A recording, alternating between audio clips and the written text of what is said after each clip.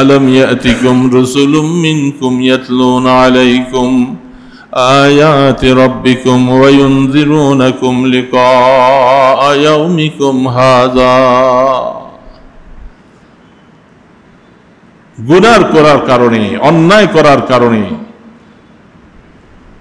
পথভ্রষ্ট হওয়ার কারণে কিয়ামতের ময়দানে হ্যান্ডকাপ লাগাইয়া জাহান্নামের দিকে নিয়ে যাবে। তখন কি বলা হবে এই কথাটা আল্লাহ কোরআনে জানাই দিয়েছে। হ্যান্ডকাপ লাগাইয়া যখন জাহান্নামের দিকে যখন নিয়ে যাওয়া হবে, জাহান্নামের ফেরেশতা, মালিক ফেরেশতা বলবে, এই কপাল পোড়া, এখানে কেন আসলি? আলাম ইয়াতিকুম রুসুলুম মিনকুম, তোমাদের কাছে কি নবীর পরে নাইবে নবীরা তোমাদের কি জাহান্নাম সম্পর্কে কি ভয় দেখায় নাই? তোমাদের কি রাস্তা দেখাই দেয় নাই যে এটা জান্নাতের রাস্তা, এটা জাহান্নামের রাস্তা? কপাল পোড়া কিল্লেগে আসছিস এখানে? ভয়াবহ অবস্থা, জাহান্নাম ধাউ ধাউ ধাউ ধাউ করে জ্বলছে। জাহান্নাম আছে তো, কি বলেন? নাম বুঝলে কি করা আছে?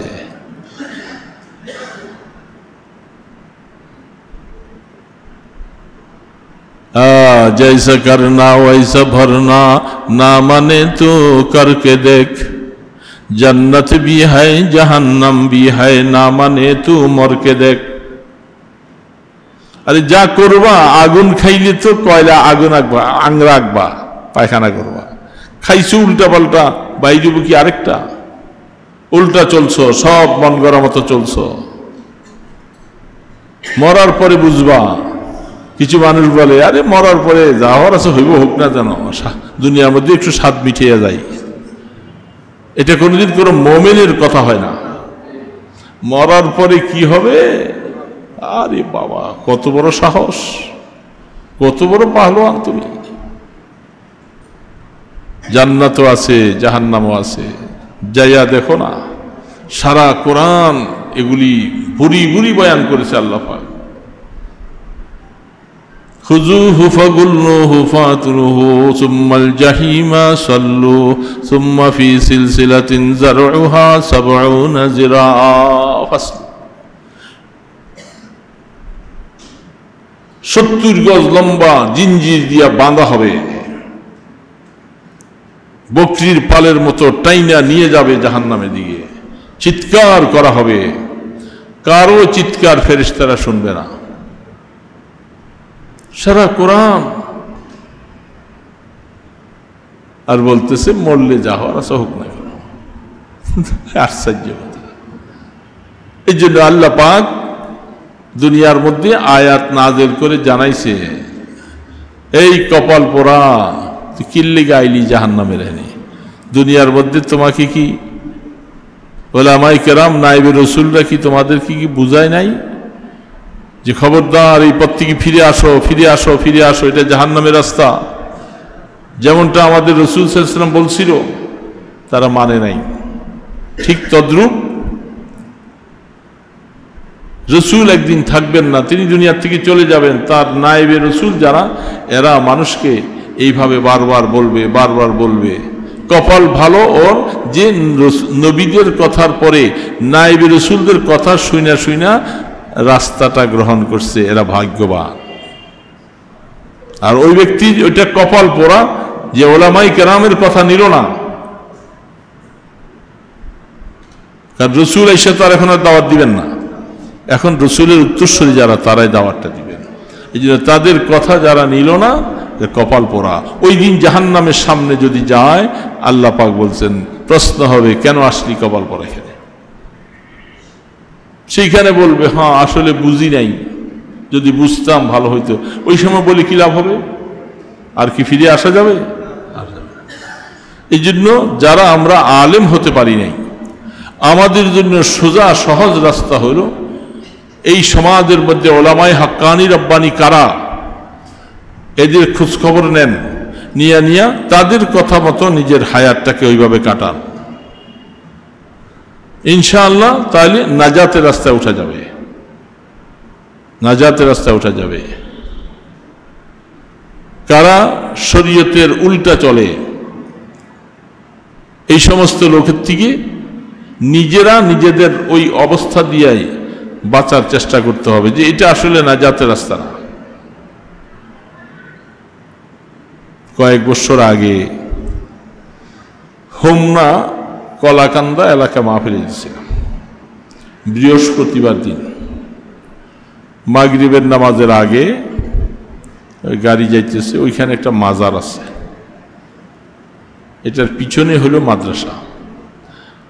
তো ওই মাগরিবের আগ টাইমে প্রায় আজান হইতেছে, আমরা কাছাকাছি পৌঁছে গেছি, দেখি যে মাজারটার চতুর্পাশে মহিলাগুলি বেশি, সবাই এইভাবে কপালটা লাগাইয়া সেজদায় পড়ে আছে মাজারের চতুর্দিকে।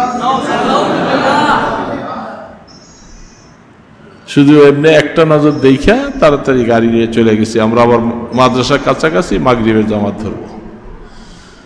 তো সেখানে যে মনে মনে আফসুস করলাম, আহা, মাজারের চতুর্পাশে এরকম পাকা করে দেওয়া আছে, সবাই মাজারটাকে মাঝখানে রাইখা এইভাবে সব সেজদায় পড়ে আছে সব। আপনি বলেন এটা কি আপনাকে কোরআন হাদিস দিয়ে বুঝান লাগবে? এটা কি আপনার আকলের দ্বারা বুঝবেন না যে এটা একটা ভ্রষ্ট পথভ্রষ্ট রাস্তা? এখন আপনি না বুঝলে আপনাকে কি করার? অনেক বছর আগের কথা, ঢাকা বানিয়ানগর এলাকা দিয়ে সেইখানে একজন ইমাম মাহাদি আইছিল। সে ইমাম মাহাদি দাবি করছে, তার বাড়ির চতুর্পাশে খুব গেট লাগানো, তার লাগানো ওয়াল মধ্যে। তো আমি সেখানে ওই শফিউল আলম সাধনা ওষুধ আলো এখান থেকে আসতেছি, মুষলধারে বৃষ্টি নামছে, অনেক বৃষ্টি। তো বৃষ্টির মধ্যেও এখান দিয়ে আইসা দেখি যেহেতু গেট বন্ধ, ওনাগো ইমাম মাহাদির গেট বন্ধ, আমার মনে হয় আমি দেখলাম প্রায় 7 থেকে 10 জন হবে। এই মুষলধারে বৃষ্টির মধ্যে ইমাম মাহাদির গেটের বাহিরে ওয়ালের পাশে সব সেজদায় পড়ে আছে, আর বৃষ্টি তাদের উপরে পড়তেছে। আমি একটা রিক্সা দিয়ে যাইতেছি, এক নজর দেখে দিয়ে চিন্তা করলাম, আশিক তো কত মজবুত আশিক রে বাবা, মুষলধারে বৃষ্টি পড়তেছে তারপরেও এই বাবারে ইমাম মাহাদির দরবার ছাড়ে নাই, পড়ে আছে। এদের কথা হলো উনি আমাদের সব তরাই নিয়ে যাবে, এই জন্য সব ছেড়ে দিয়া বৃষ্টির মধ্যেও মাথাটা নিচের দিকে দিয়ে সেজদায় পড়ে আছে। এখন এদেরকে কে বুঝাবে? তারা তো বুঝে শুনে গেছে সেখানে, নাকি বুঝে শুনে যায় নাই? তো এরকম এই সমাজের মধ্যে হাজারো উল্টাপাল্টা রাস্তা। এখন যদি আপনি বুঝতে চেষ্টা না করেন কোনটা নাজাতের রাস্তা আর কোনটা নাজাতের রাস্তা না, এটা যদি বুঝতে চেষ্টা না করেন তাহলে আপনার জন্য আর কিছু করার নাই। এই জন্য দোস্ত, কথা শেষ, আমাদের যারা আমরা ইলম অর্জন করতে পারি নাই, এই কারণেই আল্লাহ সুবহানাহু ওয়া তাআলা ইয়া আইয়ুহাল্লাযীনা আমানুত্তাকুল্লাহ ওয়া কুনু মা'আস সাদিকিন, এইরকম নেককার দিনদার আল্লাহওয়ালা আলেম যারা আছে তাদের সাথী হইয়া থাকো, নাজাত পাওয়ার রাস্তা পাবে। যাদের কাছে সুন্নত আছে, যাদের কাছে সমস্ত ফরাইজগুলি আদায় করা হচ্ছে, যারা সহি আকীদার দ্বারা আমল করে মানুষকে দাওয়াত দিচ্ছে, সেই সমস্ত রাস্তা খুঁজে খুঁজে, এটা আল্লাহ পাক বলছেন, তাহলেই তুমি ঈমানটা ধরে রাখতে পারবা, নতুবা মুশকিল হয়ে যাবে। জন্য বোঝার জন্য বলছি, যদি আল্লাহ পাক তকদির ভালো রাখে সে বুঝবে, সহি রাস্তায় চলে আসবে। আর যখন তার কপাল খারাপ হবে, পথভ্রষ্ট হবে, উল্টা রাস্তায় যাবে। প্রত্যেক জামানায় ইমাম বুখারী রাহমাতুল্লাহ আলাইহির মতো মানুষ, এত বড় মানুষ, ওনাকেও শান্তি দেয় নাই। জীবনী তালাশ করে দেখেন কত অশান্তি দিছে, কাউনিয়ার থেকে ওনাকে বিতাড়িত করছে, বিভিন্ন জায়গার থেকে বিতাড়িত করেছে, অথচ আজ বুখারী সকলের কাছে শ্রেষ্ঠ কিতাব। সমস্ত দেশে হাদিসগুলি পড়ানো হয়, কিন্তু শান্তি পায় নাই, বেচারা শান্তি। ইমাম আহমদ ইবনে হাম্বল রহমতুল্লাহ আলাইহির মতো মানুষ শান্তি পায় নাই জীবনে। কত নামাজ, কত যার জীবনে দেখা যায় সে স্বপ্নে আল্লাহ পাকের নূর দেখছে 100 বার। ইমাম আহমদ, ইমাম আজম আবু হানিফা রহমতুল্লাহ আলাইহি জেলখানায় ওনার উপরে এত টর্চারিং করা হয়েছে। এগুলো তো আমাদের পিছনে আমাদের আকাবিরিনদের দলিল। এই জন্য হকের উপরে টিকে থাকতে গেলে চামড়া থাকে না, অনেক কষ্ট, অনেক কষ্ট। আর হালুয়া রুটি খাবেন, আরামে থাকবেন, মাশাআল্লাহ, আপনার দেখবেন যে অসুবিধা নাই, হাদিয়া তোফা। ঠিক না? হালুয়া রুটি। কিছুদিন আগে এক জায়গায় বলতেছে আমাদের ঢাকা ওই নবাব বাড়ির কিছু পিসাব, ওনার তো নাই, ওনার নাতি পুতি চেলা চমুন্ডারা আসে না, এক জায়গায় আসছে, ওই বেটায় বলতেছে কয় কি করবো, আমাকে বাপদাদারা ওইখানে নিয়ে আমগরে রাস্তা দেখাইছে, এখন এরা আসে, এদের পিছনে আমাদের বিরাট একটা খবর, একটা দল বান্ধে আসে, গাড়ি হাইস বোঝাই করে আসে 2-3 জন, এদের খাওয়ান দাওয়ান আয়োজন করতে হুজুর অনেক কষ্ট হয়। এরপরে বিশাল হাদিয়া তোফা দিয়া তারপরে ওনাকে পেশ করতে হয়। আরো মরেন গা, আমাদের কি আসে যায়, আমাদের কি আসে যায়, আরো খাওয়া। যে শুধু হালুয়া রুটির অভাব থাকে না, এই জন্য কষ্ট করা লাগবে দোস্ত। হক পাওয়ার জন্য, হকের জন্য কষ্ট করা লাগবে এবং অনেক গালমন্দ শোনা লাগবে। মুরব্বীরা যেরকম কষ্ট করছে আমাদের কষ্ট করবো না ইনশাআল্লাহ। হক আল্লাহর কাছে চাইতে হবে, হক চাইতে হবে। আল্লাহ তুমি আমাকে মওত পর্যন্ত হকের উপরে রাখো। কারণ আমল লাভ হবে না যদি আকীদা খারাপ হয়। আকীদা যদি নষ্ট হয়ে যায় তাহলে আমলে কোনো কাজে আসবে না। যেন আকায়েদ জরুরি, আকীদার মাসালাগুলি সব সময় চেষ্টা করব থাকার জন্য, টিকে থাকার জন্য। আল্লাহ সুবহানাহু ওয়া তাআলা এই ভাঙাচোরা কিছু কথা বলছি, যদি বুঝে আসে আলহামদুলিল্লাহ, বুঝে না আসলেও আলহামদুলিল্লাহ, কিছু করার নেই। কি বলেন, ঠিক না? বুঝ তো দিবেন আল্লাহ, দোয়া করতে হবে। যেমন হেদায়েত আল্লাহর কাছে চাইতে হবে। আল্লাহ পাক কাউকে জোর করে তার হেদায়েত দিবেন না, এটা আল্লাহ পাকের নিজাম না। নাহলে আবু জেহেল হেদায়েত পেয়ে যেত না, ও তোমার সাহিবা হেদায়েত পাইত, তারা হেদায়েত চায় নাই। হেদায়েত চাইতে হবে।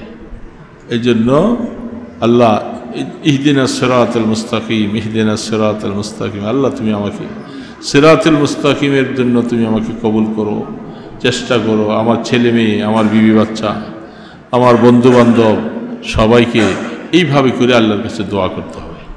আল্লাহ সুবহানাহু ওয়া তাআলা এই ছোটোখাটো আলোচনাগুলি আল্লাহ আমাদের সকলকে আমল করার তৌফিক দান। শোনা আর আল্লাহ পাকের ঘরে বসে দিনদারদের সাথে বসে শোনা অনেক বেশ কম আছে। এক তো হলো সৃষ্ট জায়গা আল্লাহর ঘর মসজিদ, তাছাড়া দিনী পরিবেশ, নেককারদের সাথে বসা, এগুলি দোকানে বসে থাকলে, ঘরে বসে শুনতে থাকলে এই ফজিলত পাওয়া যাবে না।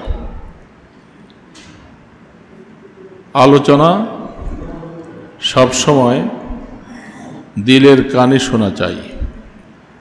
এখানে বসে যেরকম দিলের কানটা আলোচনার দিকে দেওয়া যাবে, ঘরে এবং দোকানে বসে সেটা সুযোগ হবে না, এক দিল থাকবে না। তো ওই ভাইদেরকেও অনুরোধ করব, অল্প সময়ের জন্য আমরা কাজ থেকে ফারিগ হয়ে আল্লাহ পাকের ঘর মসজিদে কিছু সময় কাটাবার চেষ্টা করি। শুধু বসে থাকলেও সওয়াব, আল্লাহর ঘরে শুধু বসে আছি, কোনো আমল করি না। নামাজ শেষ করার পরে যতক্ষণ বসে থাকবো ততক্ষণ আমল নামায় নামাজের সওয়াবই দেওয়া হবে।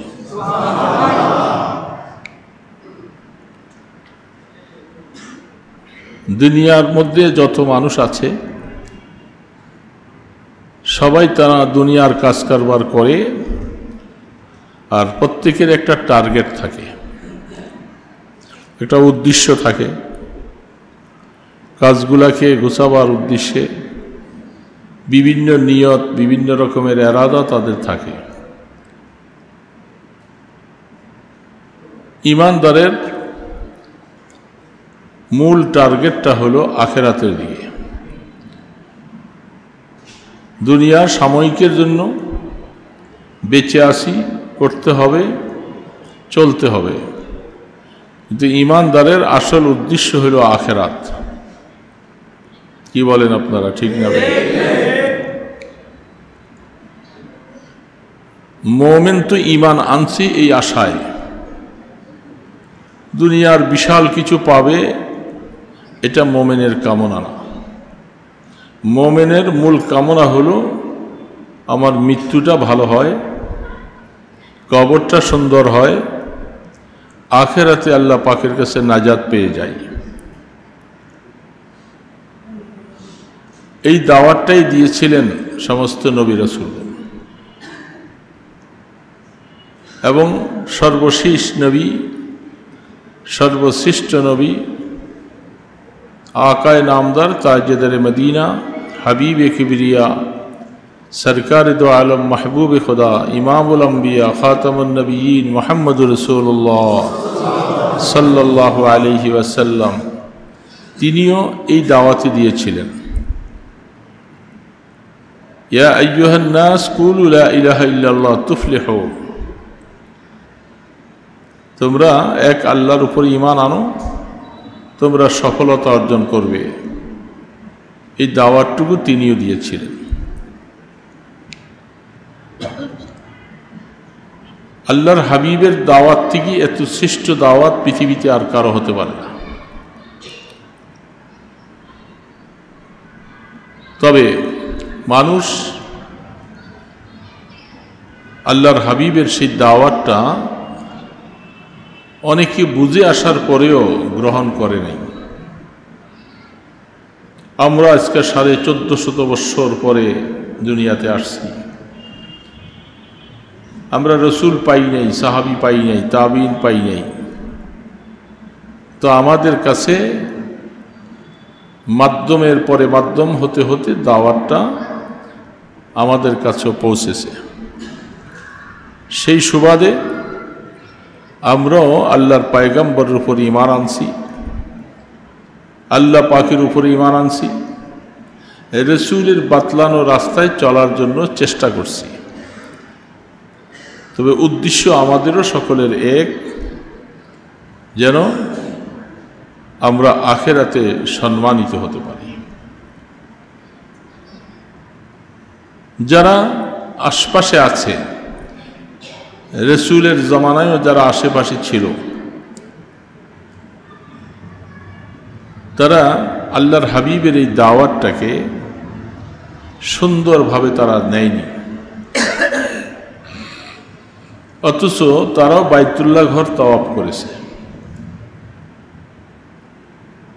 তারাও আল্লাহকে বিশ্বাস করেছে একজন বিধাতা আছেন, স্রষ্টা আছেন। কিন্তু মাঝখানে তারা অনেকগুলি মূর্তি বাইতুল্লাহ ঘরে রাখছে, তাদের হাতের বানানো, পাথর খচিত। কোরআন শরীফে আল্লাহ পাক বলছেন তারা এগুলাকে উপাসনা করে এই উদ্দেশ্যে, লা ইউকাররিবুনা, আমাদেরকে যেন এই উপাসনার মাধ্যমে আমরা যেন আল্লাহর নৈকট্য লাভ করতে পারি।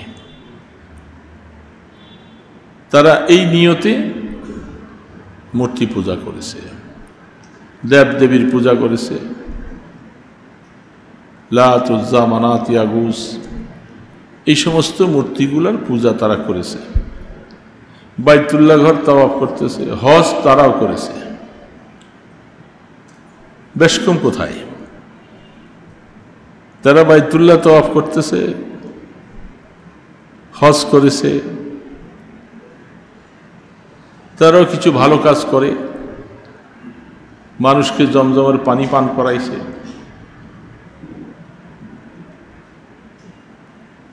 এখন তাদেরও নিয়ত একটা। এখন আল্লাহর হাবিবের আগমনের পরে তিনি বলতেছেন, তোমাদের এই কাজগুলি, এগুলোর মাধ্যমে আল্লাহর সন্তুষ্টি পাওয়া যাবে না।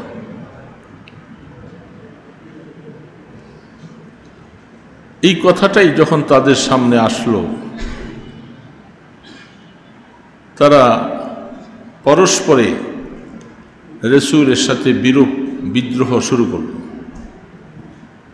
আমরা দীর্ঘ বৎসর চলে আসছি, বাপ দাদাকে দেখে আসছি, চলে আসছি, আমাদের এই কাজের মাধ্যমে নাকি আমরা আল্লাহর সন্তুষ্টি পাব না, এটা তারা মানতে রাজি না। এই তখনই আল্লাহর পয়গম্বরের সাথে তাদের দ্বন্দ্ব, হিংস্র আচরণ। তাহলে বোঝা যাচ্ছে তাদেরও উদ্দেশ্য একটা সঠিক ছিল, তারাও আল্লাহকে চায়, আখিরাতে নাজাত চায়, কিন্তু সিস্টেমের মধ্যে ব্যতিক্রম, সিস্টেমটার মধ্যে ব্যতিক্রম। আমাকে ঢাকা যাওয়ার নিয়ত, ঢাকা যাওয়ার মাধ্যম আমাদের এখানে ট্রেন আছে, লঞ্চ আছে, গাড়ি আছে, পায়ে হেঁটে যাওয়া যায়, বিভিন্নভাবে যাওয়ার রাস্তা আছে,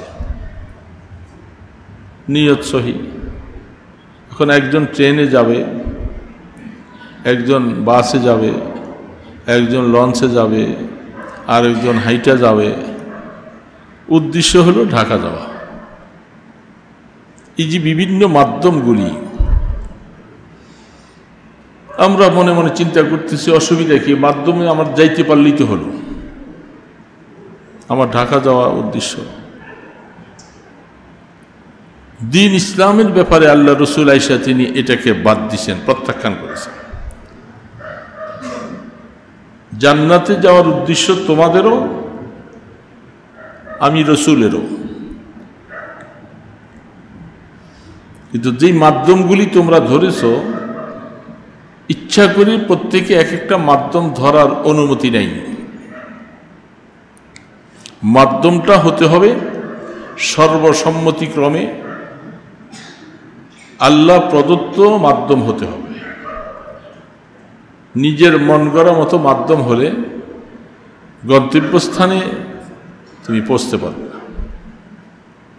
এই জন্য আল্লাহ সুবহানাহু তাআলা এই জাতিকে, সমস্ত মানুষকে বোঝাবার জন্য আল্লাহ পাক নবীর মাধ্যমে সঠিক রাস্তাটা দেখাইছে, যে তোমরা যে বাইতুল্লাহ তওয়াফ করতেছ, তোমরা উলঙ্গ তওয়াফ করো, আর মুসলমানেরা কাপড় পরে তওয়াফ করে, তারাও তওয়াফ করে। তওয়াফের সাদৃশ্য একরকম, বেশ কম হলো ওদের পরনে কাপড় নাই, আমাদের পরনে কাপড় আছে। টার্গেট তো একটা, বাইতুল্লাহ তওয়াফ করে আল্লাহকে রাজি করবে। তাদের কথা হলো, যে কাপড়টা পরিধান করে স্ত্রীর সাথে মেলামেশা হয়, পায়খানা প্রস্রাব করি, এই কাপড়টা পরে আমি বাইতুল্লাহ তওয়াফ করব, এটা তো অনেক বড় খারাপ কথা। এই জন্য শরীয়ত বলতেছে তোমার তওয়াফের কোনো মূল্য নেই। তারাও হজ করে, বিভিন্ন রকমের কথা, অনেক কথা আছে, ওগুলি ওদিকে যাও। তাদের হজের নীতিমালা, জিলহজের চাঁদের 9 তারিখে শরীয়তের পক্ষ থেকে হজের ফরজিয়ত। আর তারা বলতেছে না জিলহজের চাঁদের 9 তারিখই শুধু হজ হতে হবে, এটা নয়, এটা আমরা আমাদের সুবিধা মতো আমরা দিন তারিখ ঠিক করে নিব। সুবিধা মতো যখন সুযোগ হয় ওই সময় এটাকে আমরা হজের দিন ধার্য করব। রাসূল বলছেন তোমাদের এই হজের কোনো গুরুত্ব নাই। এইভাবে তারা নিজেদের মন গড়া মতো অনেকগুলি কাজ করেছে এবং করেই চলছে। নবী করিম সাল্লাল্লাহু আলাইহি ওয়াসাল্লাম আল্লাহ পাক তাকে কিয়ামত পর্যন্ত আনেওয়ালা সকল জাতির জন্য হেদায়েতের নমুনা, হেদায়েতের জিম্মাদারি দিয়ে পাঠাইছে। এখন রসুল আইসা তাদের এই কার্যকলাপগুলোর সাথে বিরোধ করতেছেন। এখন তারা বলে যে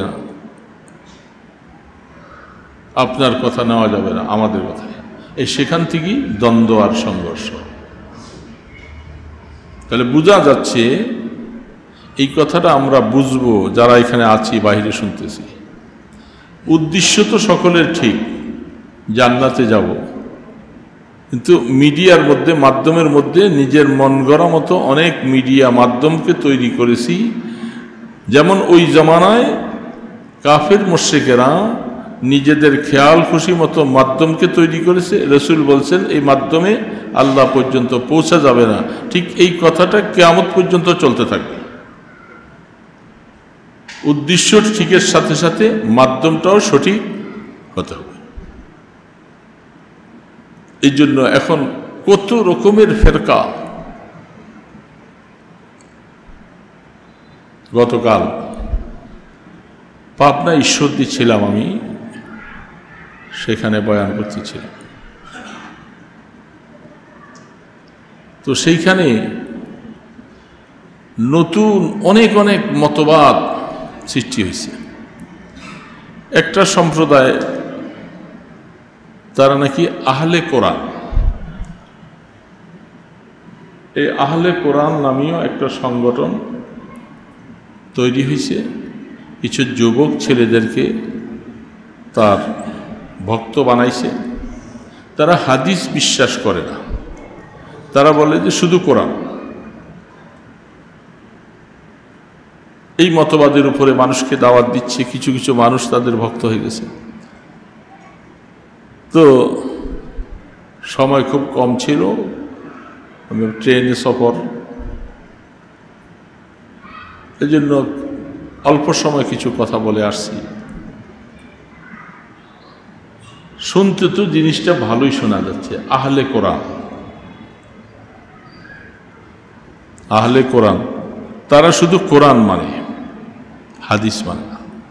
তাদের সেখানে একটা মসজিদ আছে, এদের ভক্তরা সেখানে নামাজ পড়ে। তারা তাদের মধ্যে যে প্রধান যে আছে, তিনি এগুলার দাওয়াত দিতে থাকে অনেক কথা। তারা বলল যে হুজুর, আমরা এই আবার আরেক সমস্যার মধ্যে নতুন আসছি, নতুন ফিতনা। তবে স্বাভাবিকভাবে কিছু নতুনত্ব করলেই তো ভালো লাগে। সবাই চায় যে আমি একটু নতুন কিছু করি। আমার পাশে বাড়িটা আছে, আমি ওনারটা দেখে আমি ওনার থেকে একটু নতুন একটা সুন্দর বাড়ি করতে চাই। সবাই চায় নতুন কিছু করতে, এই জন্য ওনারা নতুন একটা আবিষ্কার করেছেন, আহলে কোরআন। আহলে হাদিস একটা আছে, আহলে কোরআন আছে, হিজবুত তাওহীদ আছে, বিভিন্ন রকমের দাওয়াত চলছে এখন সমাজে। এখন এই অবস্থার মধ্যে যারা হাদিস বিশ্বাস করল না, সে বলে আমি শুধু কোরআন বিশ্বাস করি। বলেন তো তারা কি সঠিক আছে? হাদিস বিশ্বাস না করা মানে হলো আপনি রসুলই বিশ্বাস করলেন না। যেমন এক সম্প্রদায় বলে থাকে লা ইলাহা ইল্লাল্লাহ মুহাম্মাদুর রাসূলুল্লাহ, মুহাম্মাদুর রাসূলুল্লাহ কলেমার অংশ বললে ঈমান থাকবে না।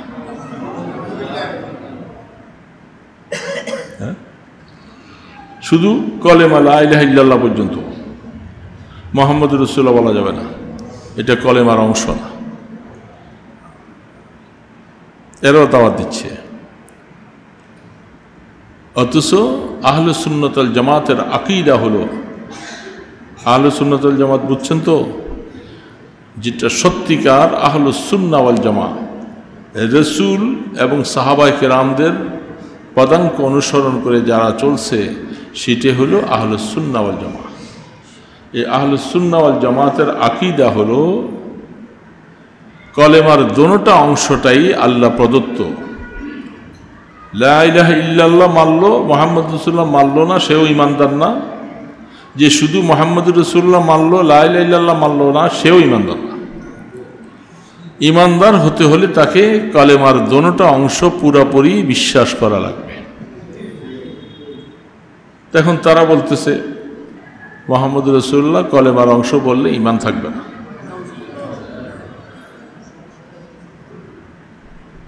আর ওরাও বলতেছে আহলে কোরআন, আমরা কোরআন মানব, কোরআন নিয়ে চলব, আমরা হাদিস মানব না। কোরআন কি আল্লাহ পাক মুজমাল বানাইছেন, এটা ব্যাপকতা নাই। আল্লাহ কোরআনে বলছেন আকিমুস সালাহ ওয়া আতুজ যাকাত, নামাজ পড়ো, নামাজ কায়েম করো, যাকাত দাও। কিভাবে নামাজ পড়ব? সারা কোরআনকে আপনি গবেষণা করলে একটা আয়াতও খুঁজে পাবেন না যে নামাজের মধ্যে আমরা যেভাবে এখন নামাজ পড়তেছি এই সিস্টেমগুলি বিস্তারিত বয়ান করা হয়েছে, কোথায় এরকম পাবেন না। কোরআনটা হলো আপনাকে আদেশ করে দিয়েছেন, এখন এটার বাস্তবায়ন করতে হলে হাদিস লাগবে, রসুলের আদর্শ লাগবে, রসুলের দিক নির্দেশনা লাগবে। এখন তাই যারা ওরা আহলে কোরআন বলতেছে ওরা হাদিস মানে না, তাহলে তো ওরা নামাজ এমনি পড়স কেন? কোরআনের মধ্যে তো এইভাবে নামাজ পড়তে কোথাও নাই, তো তোমরা কি নামাজ পড়ো? এখন এরকম ফিতনা জমিনে যে আরো কত আসবে নতুন নতুন। এখন এই সমস্ত ফিতনার সাথে আমি ঈমানটুকু ধরে রাখবো কিভাবে? আপনি কোরআন জানেন, পড়েন নাই, হাদিস পড়েন নাই, ফিকহ পড়েন নাই, মাসলা মাসাইল কিছু পড়েন নাই, আপনি একজন মাশাআল্লাহ সাধারণ ঈমানদার, দুনিয়াতে আছি, কাজকর্ম করি, আমি নামাজ পড়ি। এখন আপনার ঈমানটা আপনি ধরে রাখার জন্য তো মহা সমস্যা পড়ে যাবে।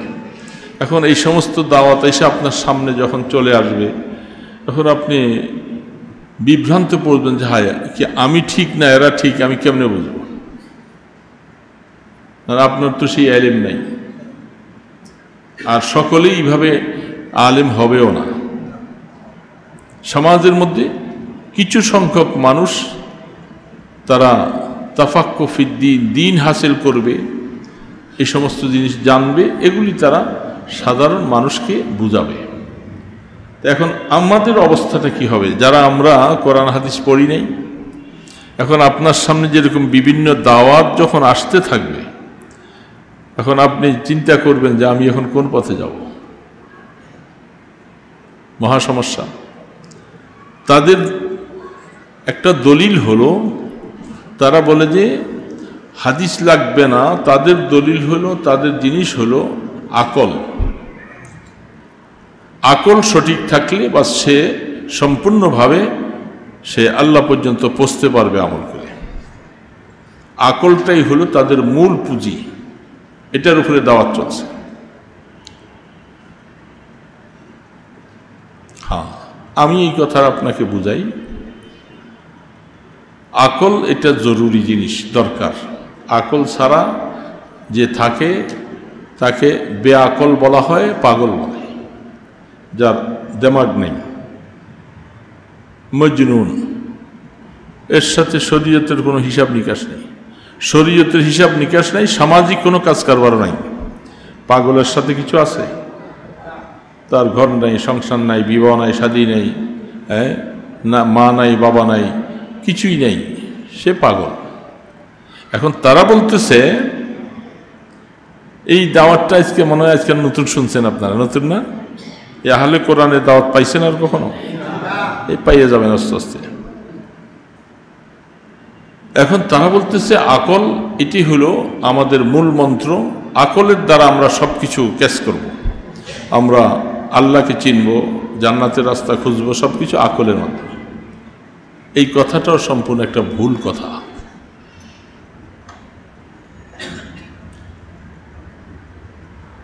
5টা ইন্দ্রিয় আল্লাহ পাক দিছে অনেকে।